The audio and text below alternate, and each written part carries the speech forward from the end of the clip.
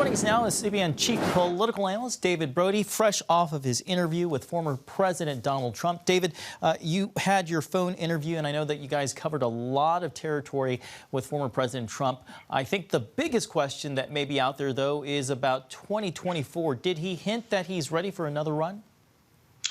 Well, I think he hinted pretty strongly at it, actually. And I think some of the news coming out of the interview is that he says, and this is a quote, I think you'll be very happy, is what he says, with the decision that I make. And so, leave it to Trump to kind of put some ambivalence in his words, but that is what he said.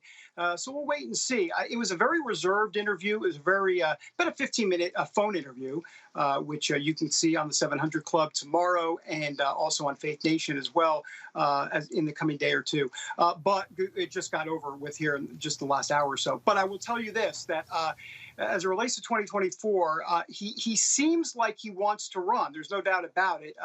But what I thought was also interesting is that he didn't necessarily say that it would be because if all of his candidates that he supports win. He says that wouldn't be the reason.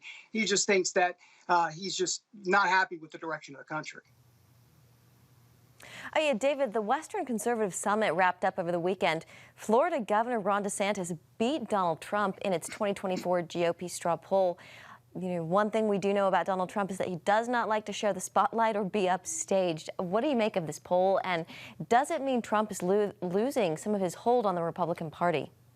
Well, it doesn't surprise me, the poll. I mean, Ron DeSantis is the golden child right now in Republican politics. I actually asked Donald Trump about Ron DeSantis. I was curious to see if he would maybe, as they say, diss him a little, but he didn't. As a matter of fact, he said he thinks what Ron DeSantis is doing in Florida is amazing, is great. And then he kind of dissed him a little bit by saying, and I helped him with his poll numbers, and he'll remember that, something along those lines. So leave it to Donald Trump to kind of get a little jab in there. But he said many kind words for Ron DeSantis. But look, I think it does kind of make you wonder what's going to happen in the future. I mean, if Trump gets into the race in 2024, is there enough room in the race for DeSantis and Trump?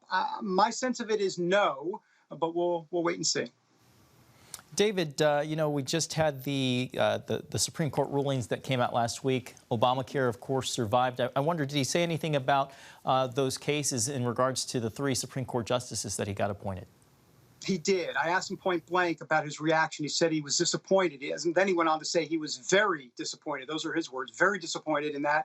And that he said he worked very hard to get them confirmed. Both, he's talking about Amy Coney Barrett and Brett Kavanaugh. And then I followed up by asking him any second or misgivings or any second thoughts about picking them. And he said, no, really, I can't even go there at this point. It's a little too early. So that's kind of where he's at on both ACB and Brett Kavanaugh. Yeah.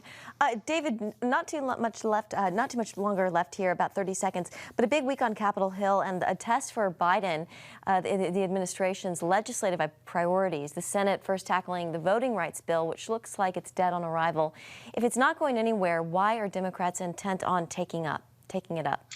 Well, I think they want to make this a campaign issue, 2022, and they're going to get people, a lot of times it's not just so much whether or not legislation passes or not, it's whether or not they actually take the vote and get people, senators, congressmen, on record as to where they stand. And then at that point, you make hay, politically at least, in 2022 against certain congressmen and politicians. All right. David Brody, we will leave it there, but we look forward to your interview with the former president tomorrow morning on the 700 Club. Thanks, guys. Thanks, David.